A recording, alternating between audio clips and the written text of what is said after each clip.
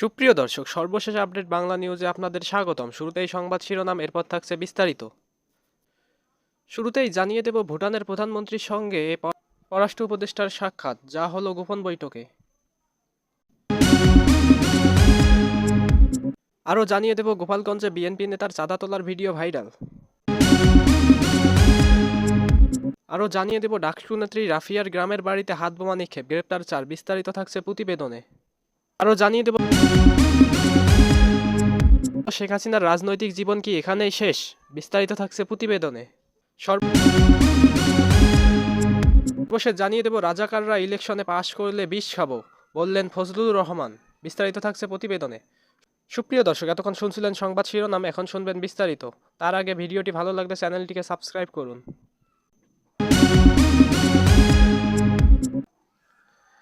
ভুটানের প্রধানমন্ত্রী শেরিং তোবগের সাথে সাক্ষাৎ করেছেন অন্তর্বর্তী সরকারের পররাষ্ট্র উপদেষ্টা মোহাম্মদ তৌহিদ হোসেন। হোটেল ইন্টারকন্টিনেন্টালে ভুটানের প্রধানমন্ত্রীর সঙ্গে সাক্ষাৎ করেন তিনি।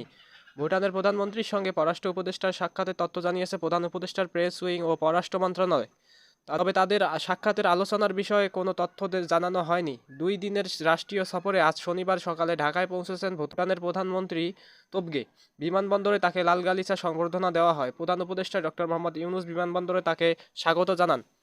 বিমানবন্দরের ভিআইপি লাউঞ্জে 2 নেতার মধ্যে সংক্ষিপ্ত বৈঠক হয়। এরপর ভুটানের প্রধানমন্ত্রী সাভারের জাতীয় স্মৃতিসৌধে শ্রদ্ধা জানান। আজ বেলা 3টায় তেজগাঁও প্রধান উপদেষ্টার কার্যালয়ে অধ্যাপক ইউনুসের সঙ্গে তোবগের একান্ত বৈঠক অনুষ্ঠিত হবে। সন্ধ্যায় তার সম্মানে আয়োজিত আনুষ্ঠানিক নৈশভোজে অংশ নেবেন। এদিকে গোপালগঞ্জের কোটালীপাড়া উপজেলায় মেলার স্টলে এক বিএনপি নেতার চাঁদাবাজির একটি ভিডিও সামাজিক মাধ্যমে ভাইরাল হয়েছে। ওই ভিডিওতে উপজেলার সাদুল্লাপুর ইউনিয়নের 7 নং ওয়ার্ড বিএনপির সভাপতি শুকরঞ্জন ওরফে ধলুকে মেলার দোকান থেকে চাঁদার টাকা তুলতে দেখা যায়। বিষয়টি নিশ্চিত করেছেন সাদুল্লাপুর ইউনিয়ন বিএনপির সাধারণ সম্পাদক অনিমেষ গাইন। ফেসবুকে মেলায় বিএনপি নেতার চাঁদাবাজির ভিডিও ছড়িয়ে পড়লে আলোচনা ও সমালোচনার ঝড় ওঠে। ঘটনাটি ন্যাক্কারজনক আখ্যা দিয়ে অবিনেশ জানান, মেলায় চাঁদাবাজির ভিডিও ফেসবুকে দেখেছি। সেখানে 7 নম্বর ওয়ার্ড বিএনপির সভাপতি ধলুকে দোকান থেকে টাকা তুলতে দেখা গেছে। উপজেলার সিনিয়র নেতাদের সঙ্গে কথা বলে তার বিরুদ্ধে ব্যবস্থা নেওয়া হবে। কার্তিক পূজা উপলক্ষে গত 18 নভেম্বর থেকে উপজেলায় নৈয়ারবাড়ি উচ্চ বিদ্যালয় মাঠে মেলার আয়োজন করেন স্থানীয়রা। শুক্রবার মেলাটি শেষ হয়। খোঁজ নিয়ে জানা গেছে, নৈয়ারবাড়ি মেলা আয়োজন কমিটির সাধারণ সম্পাদক ও বিএনপি নেতা ধলুর নেতৃত্বে একটি দল মেলায় স্টল প্রতি 500 টাকা থেকে 5,000 টাকা পর্যন্ত চাঁদা আদায় করেছে। এ মেলায় জেনারেটরের জন্য দোকান প্রতি 300 টাকা আদায়ের অভিযোগ উঠেছে ধলুর ছেলে ছাত্রদল নেতা উত্তমের বিরুদ্ধে। মেলার ফুচকা ও চটপটির স্টল মালিক কোটালীপাড়া উপজেলায় শ্রীফলবাড়ি গ্রামের পুলিশ মৃধা জানান, তিনি ও তার ভাই মেলায় 2টি চটপটির দোকান দিয়েছিলেন। ধলুর নেতৃত্বে তার থেকে 3,500 ও তার ভাইয়ের দোকান থেকে 2,000 টাকা চাঁদা নেওয়া হয়েছে। চাঁদা না দিলে দোকানে হামলা চালানোর হুমকি দেয়। ভয়ে সবাই টাকা দিতে বাধ্য হয়েছে। তিনি আরও জানান, মেলায় প্রায় 150 স্টল রয়েছে, তাদের সঙ্গে খুব খারাপ ব্যবহার করা হয়েছে। তিনি সারা বছর বিভিন্ন এলাকায় মেলার স্টল দেন, এভাবে কোথাও চাঁদা দেওয়া হয় না।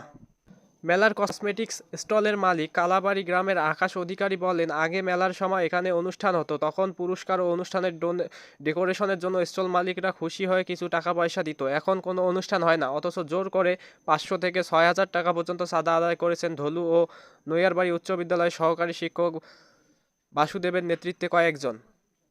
এ মেলায় আনন্দ বিশ্বাস ও লক্ষ্মী বিশ্বাস দম্পতি চায়ের দোকান দিয়েছেন। লক্ষ্মী বিশ্বাস বলেন, আমি কান ধরেছি, এ মেলায় আর কোনোদিন আসবো না, এবার এই প্রথম এসেছি।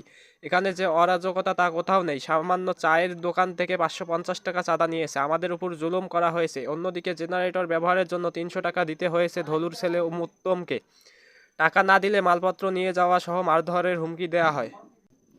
অভিযোগ প্রসঙ্গে শুকরঞ্জন ধলু ও নৈয়ারবাড়ি উচ্চ বিদ্যালয়ের সহকারী শিক্ষক বাসুদেবের মোবাইল ফোনে একাধিকবার কল দেওয়া হলেও তারা সাড়া দেননি। ভাঙ্গারহাট নৌ পুলিশ তদন্ত কেন্দ্রের ইনচার্জ পরিদর্শক এমদাদুল হক বলেন, মেলার জন্য পুলিশের কাছ থেকে কোনো অনুমতি নেওয়া হয়নি, তবে প্রতি বছরই এখানে মেলা হয়ে আসছে। এবছর মেলার চাঁদাবাজির কোনো ঘটনা আমার জানা নেই। কেউ চাঁদাবাজির শিকার হয়ে অভিযোগ দিলে ব্যবস্থা নেওয়া হবে।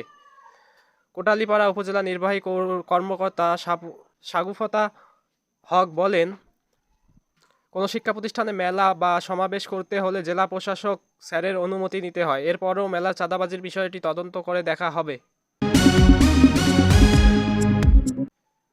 এদিকে ঢাকা বিশ্ববিদ্যালয় কেন্দ্রীয় ছাত্র সংসদের স্বতন্ত্র সদস্য উম্মা ওসওয়াতুন রাফিয়ার ময়মনসিংহের বাসায় হাতবোমা নিক্ষেপ ও অগ্নিসংযোগের ঘটনায় জড়িত সন্দেহ 4 জনকে গ্রেপ্তার করেছে পুলিশ। বৃহস্পতিবার রাতে নগরের বিভিন্ন স্থানে পৃথক অভিযানে ময়মনসিংহ জেলার ডিপি ও কোতোয়ালি মডেল থানা পুলিশ তাদের গ্রেপ্তার করে।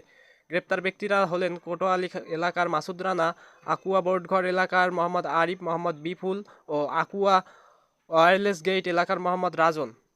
পুলিশ জানায় গ্রেপ্তার 4 জনই কার্যক্রম নিষিদ্ধ আওয়ামী লীগ ও ছাত্রলীগের রাজনীতির সঙ্গে সক্রিয়ভাবে জড়িত। গত বুধবার রাত 3টার দিকে ময়মনসিংহ নগরের ঢোলাদিয়া এলাকায় রাফিয়ার পরিবারের বাড়ির গেইটে ককটেল নিক্ষেপ করা হয় এবং অগ্নিসংযোগের চেষ্টা চালানো হয়।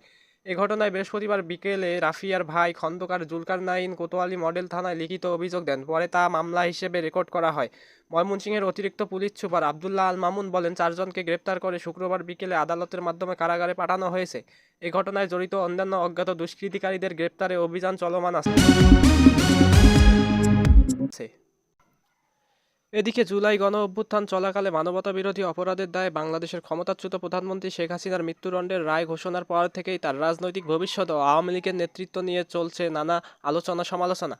আন্তর্জাতিক অপরাধ ট্রাইব্যুনালে সর্বোচ্চ সাজাপ্রাপ্ত হওয়ার পর তিনি এখন আর বাংলাদেশের রাজনীতিতে আর ফিরতে পারবেন কিনা এই প্রশ্ন উঠতে দেখা যাচ্ছে। She is finished. আমার মনে হয় না এটা আর আগের অবস্থায় ফিরে আসার কোনো সম্ভাবনা আছে। বিবিসি বাংলাকে বলেছিলেন রাজনৈতিক বিশ্লেষক অধ্যাপক সাব্বির আহমেদ। যদিও অনেকে বলবে রাজনীতিতে শেষ বলে কিছু নেই, কিন্তু আমি মনে করি নেতৃত্ব যদি ব্লান্ডার করে সেটার শেষ আছে, বলেন অধ্যাপক আহমেদ। এদিকে ট্রাইব্যুনালকে ক্যাঙ্গারু কোর্ট আখ্যা দিয়ে রায়কে পক্ষপাতদুষ্ট ও রাজনৈতিক উদ্দেশ্যে প্রণোদিত বলে বর্ণনা করেছেন শেখ হাসিনা। রায় প্রত্যাখ্যান করে বক্তব্য দিয়েছেন বাংলাদেশে কার্যক্রম নিষিদ্ধ আওয়ামী লীগের কেন্দ্রীয় নেতারাও। কিন্তু এই রায়কে আওয়ামী লীগের মাঠ পর্যায়ে নেতাকর্মীরা কিভাবে দেখছেন? যুদ্ধ অপরাধীদের যখন বিচার চলে তখন তারা আসামি ছিলেন, তাদের পক্ষের আইনজীবী এখন এই ট্রাইব্যুনালে রাষ্ট্রপক্ষের আইনজীবী। তো সেইভাবে মানুষকে এটা বুঝতে বাকি নেই যে এটা সম্পূর্ণ একটা ফরমায়েশি রায়। এই রায় নিয়ে আওয়ামী লীগের কোনো নেতাকর্মী বিচলিত নয়। বিবিসি বাংলাকে বলেছিলেন আওয়ামী লীগের উত্তেজন উপজেলা পর্যায়ের একজন নেতা। নিরাপত্তার সাথে তিনি তার পরিচয় প্রকাশ করতে চাননি।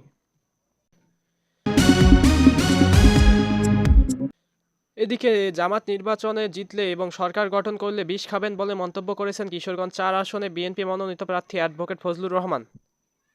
তিনি বলেন, যারা মুক্তিযুদ্ধের পক্ষে দয়া করে হাত তোলেন দেখি, রাজাকারের পক্ষে হাত তোলেন দেখি, একটা হাতও রাজাকারের পক্ষে ওঠে না। এরপর বাংলাদেশে এরা নির্বাচন করে সরকার গঠন করবে, এরা পাশ কইরা ফেলবো, আমি বিষ খাইয়াম। গতকাল শুক্রবার রাতে ইটনা সদর ইউনিয়নে 2 নং ওয়ার্ডে বিএনপির আয়োজিত কর্মী সমাবেশে প্রধান অতিথির বক্তব্যে তিনি এসব বলেন। ফজলুর রহমান আরও বলেন, এরা যে বেঁচে আছে এটা শেখ মুজিবুর রহমানের দয়া, জিয়াউর রহমানের দয়া, খালেদা জিয়ার দয়া। 2001 সালে খালেদা জিয়ার পায়ে ধরেছে, ম্যাডাম আমাদের বাঁচান, তখন বাঁচাইছিল, আর এখন সাপ ফনা তুলছে। বিএনপির বলে চান্দাবাজ, ধান্দাবাজ, চোর বাটপার, এগুলো জামাতে ছাড়া আর কেউ বলে না। এরা মুনাফেক, এরা বেঈমান, এরা অকৃতজ্ঞ, যারে দিয়ে বাসে তারেই মারে, এদের মুখোশ উন্মোচিত। তিনি আরও বলেন, যারা মুক্তিযুদ্ধ পছন্দ করে, বিএনপি, জিয়াউর রহমান, খালেদা জিয়া, তারেক রহমান ও ধানের শীষ পছন্দ করে, তাদের কাছেই ভোট চাই। ভোটারের ধর্ম আমার কাছে বিবেচ্য নয়, হিন্দু, মুসলিম, বৌদ্ধ, খ্রিস্টান সবার কাছেই ভোট চাই। এ কারণে তাদের কাছে ভোট চাই যে ধর্মনিরপেক্ষ রাষ্ট্র গড়ার লক্ষ্য নিয়েই দেশ স্বাধীন হয়েছিল। সমাবেশে কিশোরগঞ্জ জেলা বিএনপির সাবেক সহসভাপতি ও ফজলুর রহমানের স্ত্রী উম্মে কুলসুম রেখা, ইটনা উপজেলা বিএনপির সভাপতি এস.এম. কালাম হোসেন, সাধারণ সম্পাদক সিদ্দিকুজ্জামান ঠাকুর, স্বপন সহ স্থানীয় নেতাকর্মীরা উপস্থিত ছিলেন।